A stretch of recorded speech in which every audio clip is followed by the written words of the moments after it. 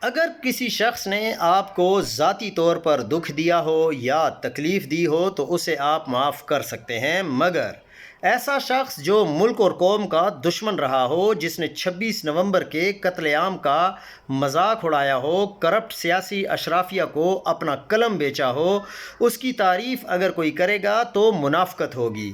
اللہ نے قرآن میں سابقہ قوموں کے ایوب کھل کر بیان کیے ہیں تاکہ بعد میں آنے والے عبرت پکڑیں۔